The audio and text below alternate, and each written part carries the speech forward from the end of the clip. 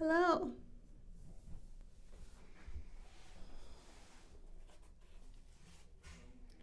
Starting today at page 248.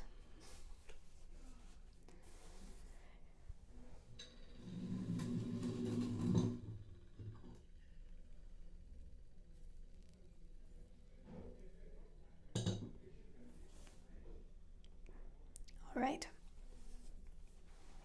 He went to her house only in the evening, and he knew nothing about how she spent her time during the day, any more than about her past. So much so that he lacked even that initial bit of information, which, by allowing us to imagine ourselves what we do not know, makes us want to know it. Thus he did not ask himself what she might be doing, nor what sort of life she had had. He merely smiled sometimes at the thought of that a few years before, when he did not know her, someone had spoken. A text? Oh gosh. When he did not know her, someone had spoken to him of a woman who, if he remembered rightly, must certainly have been she, as being a courtesan, a kept woman, one of those women to whom he still attributed, since he had spent very little time in their company, the willful, fundamentally perverse character with which they were for so long endowed by the imaginations of certain novelists. He would tell himself that often, if one simply believes the opposite of the reputation the world has formed, one will judge a person accurately. When he contrasted the character of such a woman with that of Odette, good, naive, enamored of idealism, so nearly incapable of not telling the truth, that, after he begged her one day, so that he could have dinner alone with her, to write to the Verdurins, telling them that she was unwell, the next day he had seen her face to face with Madame Verdurin, who was asking her if she felt better, flush, stammer, and reveal on her face that, despite herself, what an affliction, what a torment it was for her to lie. And while in her answer she multiplied the invented detail of her alleged indisposition the day before, appeared to be asking forgiveness, by her supplicating looks and her sorrowful voice, for the falseness of her words. On certain days, however, though they were rare, she came to his home in the afternoon, interrupting his daydreams or the study of Vermeer he had resumed lately. His servant would come to tell him that Madame du Crécy was in his morning room. He would go off to find her there, and when he opened the door, as soon as she saw Swan, a smile would come and settle in Odette's rosy face, changing the shape of her mouth, the look in her eye, the modeling of her cheeks. Once he was alone, he would see that smile again.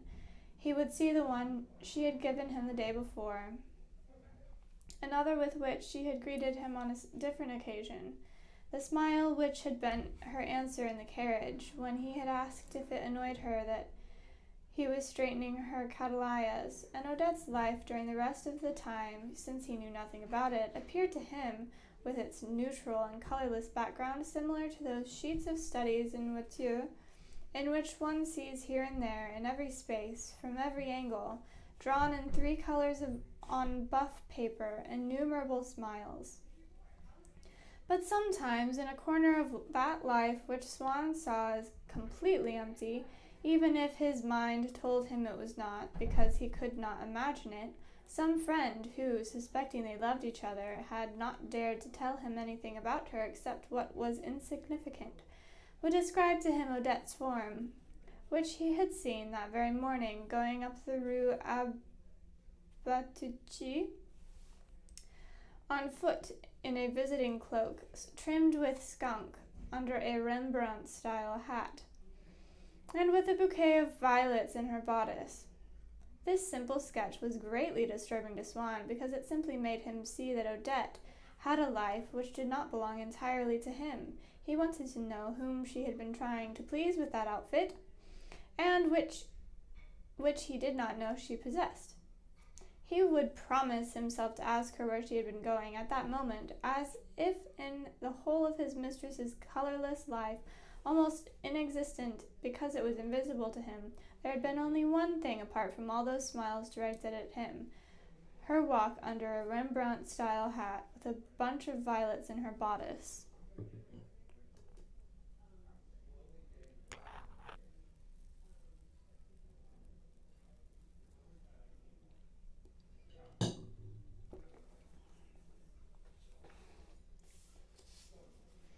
Except when he asked her for the little phrase by Ventois instead of the Waltz of the Roses. Swan did not try to make her play things he liked, or any more in music than in literature to correct her bad taste. He fully realized that she was not intelligent. When she told him she would like it so much if he were to tell her about the great poets, she had imagined that he would immediately become familiar with heroic and romantic couplets like those by the Vicomte de Beralli. But even more moving. As for Vermeer of Delft, she asked if he had ever suffered because of a woman, if it was a woman who had inspired him, and when Swan admitted her that no one knew anything about that, she lost interest in the painter. She often said, "I do believe, of course, that poetry, well, that there would be nothing more beautiful if it were true, if poets really believed everything they said, but quite often those people are the most calculating of all. I know something about it because a friend of mine was in love with a poet of sorts. In his poetry, all he talked about was love, the sky, the stars. Oh, she was fooled all right. He did her out of more than 300,000 francs. If Swan tried then to teach her what artistic beauty was, how one should admire poetry or painting, after a moment she would stop listening, saying, "Yes, I didn't imagine it was like that." And he would sense that she was feeling such disappointment that he would prefer to lie, telling her that what he had said was nothing, that it was the least important part, that he did not have the time to go into things more deeply, that there was something else. But she would say to him sharply, "Something else? What? Say it then." But he would not say it, knowing it would seem feeble to her and different from what she was hoping for, less sensational and less touching, and fearing that, disillusioned by art, she would at the same time be disillusioned by love. And in fact, she found Swan intellectually inferior to what she would have imagined. "You're always so reserved. I can't make you out," she would marvel more at his indifference to money, his kindness to everyone, his refinement.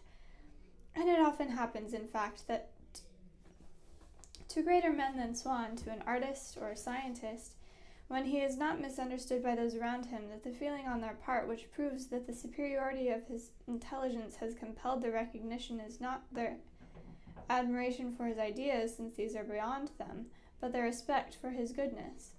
There was also the respect with which Odette was inspired by Swan's position in society, but she did not want him to try to secure invitations for her. Perhaps she felt that he might not be successful, or was even afraid that merely by talking about her he would prompt revelations that she dreaded. In any case, she had made him promise never to utter her name.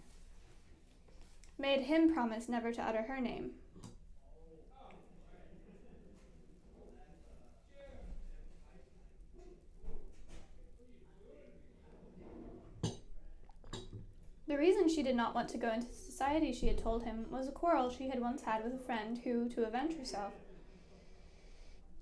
had then said bad things about her. Swan objected. "But not everyone knew your friend." "Well, yes, but these things get around. The world is cruel." Swan did not understand this story, but on the other hand, he knew that such precepts, "the world is cruel," a slanderous remark spreads like a drop of oil, were generally held to be true. There must be cases to which they applied. Was Odette's one of them? He wondered about this, but not for long, because he, too, was subject to the mental torpor that had burdened his father whenever he posed himself a difficult problem.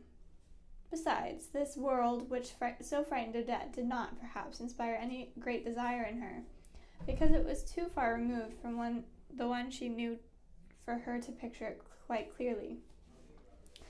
However, when she had remained in certain respects truly simple, for example, she had kept as her friend a solitary little seamstress whose steep, dark, and foul-smelling hair she climbed almost every day.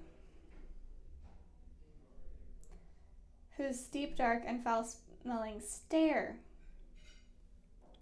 were not in the 1700s.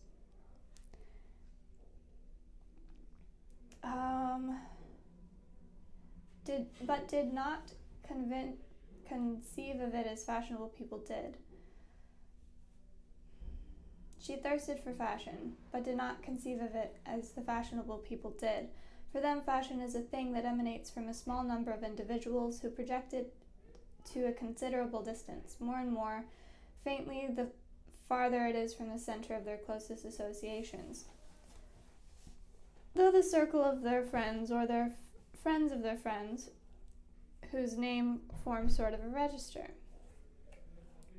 Society people hold this register in their memory. They have an erudition about such matters, from which they have derived a sort of taste, a sort of discernment, so that if Swan, for example, could read in a newspaper the names of the people who were at a dinner, he could immediately, without having to call upon his knowledge of the world, tell the exact degree of stylishness at that dinner, the way a literary person, simply by reading a sentence, can judge exactly the quality of its author.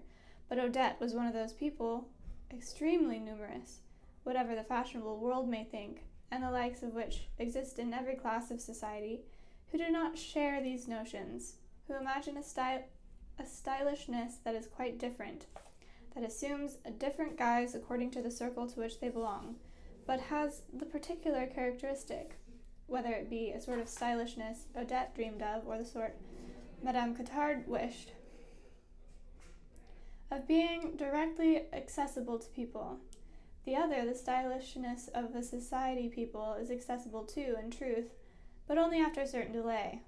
Odette would say of someone, "He only goes to the really smart places," and if Swan asked her what she meant by that, she would answer to him, a little scornfully, "Why, smart places? My goodness! If at your age you need to be taught what smart places are, I don't know what to tell you. For example, the Avenue de l'Impératrice on Sunday mornings, the Tour du Lac at 5 o'clock, the Eden Theatre on Thursdays, the Hippodrome on Fridays, the balls—" Now, what balls?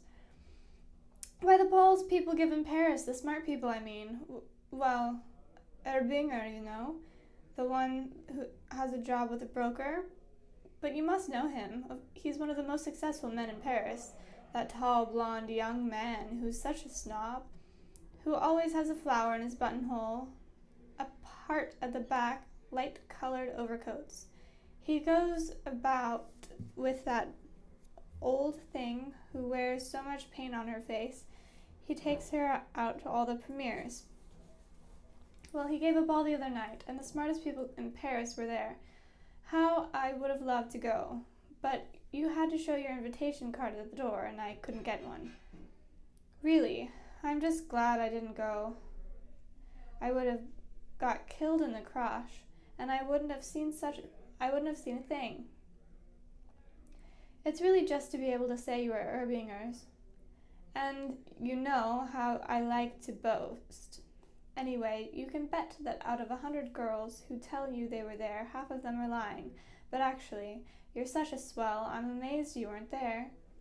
But Swan in no way tried to make her change this conception of fashionable life, thinking that his own was no more real, was also foolish, unimportant. He saw no point in instructing her about it, so that after some months she had no interest in the people whose homes he went to, except as a means of obtaining enclosure passes for the horse races or tickets to the premieres. She wanted him to cultivate useful relationships of that kind, but in other respects she was persuaded They were not very smart. After she saw the Marquis de Villeparisis go past her in the street wearing a black woolen dress and a bonnet with strings. Why, she looks like a working-class woman, darling, like an old concierge. That was Marquis. I'm no Marquis, but you have to pay me handsomely to make me go about rigged out like that. She could not understand why Swan lived in the house on the Quai de l'An, which she did not dare admit it to him. She found unworthy of him. Of course, she claimed she loved antiques and assumed a rapturous and discriminating air when she said she adored spending a whole day collecting curios, looking for bric-a-brac things from the past. Although she persisted in a sort of point of honor, as though she were obeying some family precept, and never answering questions or accounting for how she spent her days, she talked to Swan once about a friend who had invited her to her house, where everything was period. But Swan could not manage her to say what period was. After some reflection, however, she added that it was medieval. By this she meant that there was wood paneling. Some time later, she talked to him about her friend again and added, in a hesitant tone, and with the knowing look with which you mention someone you have had dinner with the night before, whose name you never heard before, but whom your host seemed to consider someone so celebrated that you hope the person you are talking to will know who you are talking about. Her dining room is 18th century.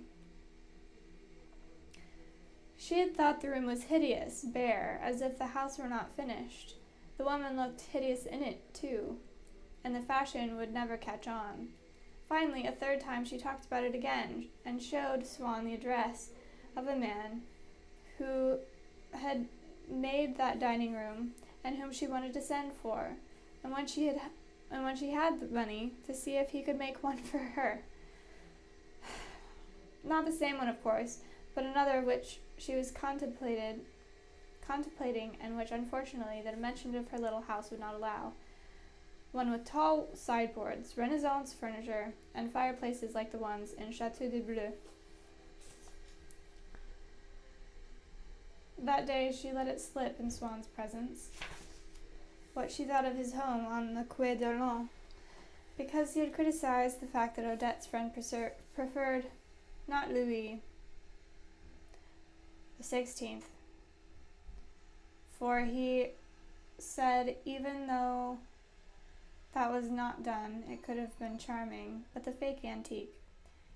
You wouldn't want her to live the way you do, with your broken furniture and your threadbare carpets, she said to him, her bourgeois deference to public opinion prevailing again over her coquette dilettantism.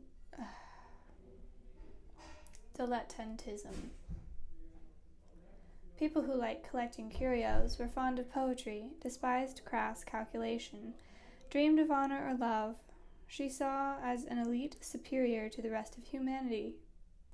One did not really have to have these predilections, provided one proclaimed them. Of a man who had confessed to her at a dinner that he loved to wander about the city to get his hands dirty in old shops, that he would never be appreciated by his commercial century, because he did not look after his own interests, and that because of this he belonged to another age, she returned, saying,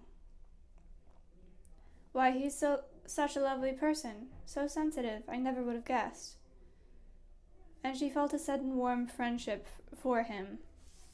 But men who, like Swan, had these tastes, yet did not talk about them, left her cold. No doubt she had to admit that Swan did not value money, but she would add, sulkily, "But with him, it's not the same thing."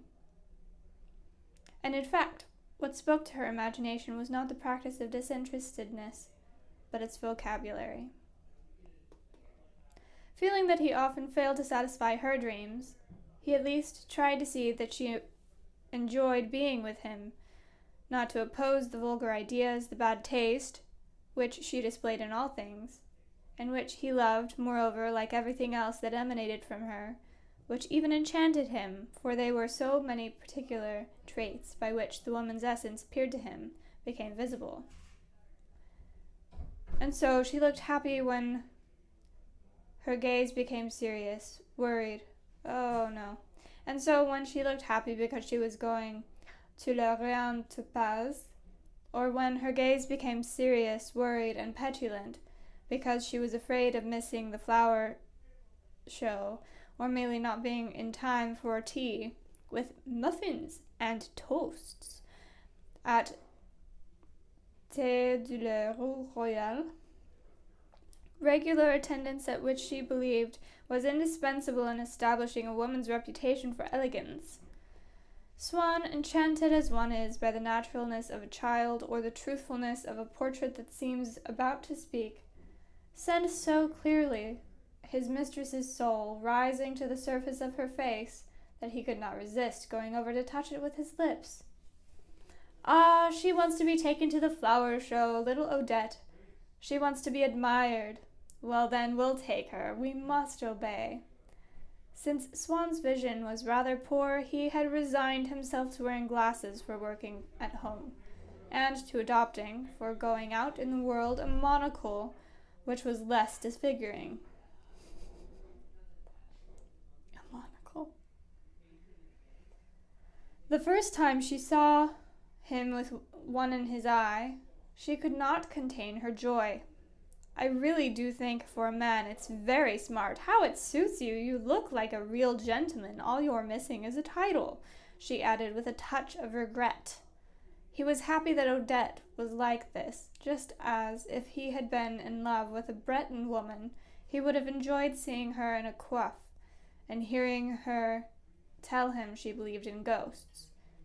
Until then, as is true of many men whose taste for the arts develops independently from their sensuality, a bizarre disparity had existed between the satisfactions he conceded to one and those he conceded to the other, as he enjoyed, in the company of increasingly crude women, the seductions of increasingly refined works of art. Taking a little housemaid to a closed orchestra box for the performance of a decadent play that he wanted to see, or to an exhibition of impressionist paintings, and sure in any case that a cultivated woman of the world would not have understood any more about it, but would not have been able to keep quiet so nicely.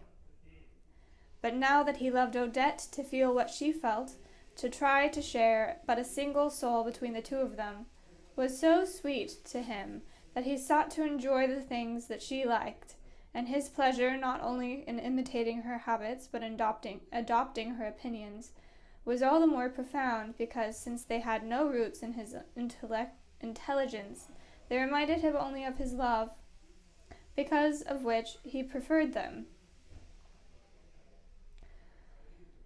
If he went to more than one performance of Serge Panine, if he sought out opportunities to go to see Oliver Metzger conduct, it was for the sweetness of being initiated into all of Odette's ideas, of feeling he was sharing equally in all of her tastes. This charm of bringing him close to her, which was possessed by the works or places that she liked, seemed to him more mysterious than the charm intrinsic to those that were lovelier but did not remind him of her. What was more, because he had allowed the intellectual beliefs of his youth to weaken, and because his skepticism as a man of the world had, unbeknownst to him, penetrated to them, he thought, or at least he had thought this for so long that he still said it, that the objects of one's preferences do not have an absolute value in and of themselves, but that they all depend on one's period, one's social class. They are all merely fashions, the most vulgar of which are those the most vulgar of which are equal to those that pass for the most distinguished. And just as he believed that the importance Odette attached to having tickets for the opening was not in itself a more ridiculous thing than the pleasure he used to take in lunching at the home of the Prince of Wales, likewise he did not think that the admiration she professed for Monte Carlo or for the Rai was more unreasonable than the fondness he himself felt for Holland, which she imagined to be ugly, or for Versailles, which she found dreamy. And so he denied himself those places, taking pleasure in telling himself that it was for her sake, that he chose not to feel things, love things, except for her, and except with her. That's where I'm ending on page 256. We made it, y'all.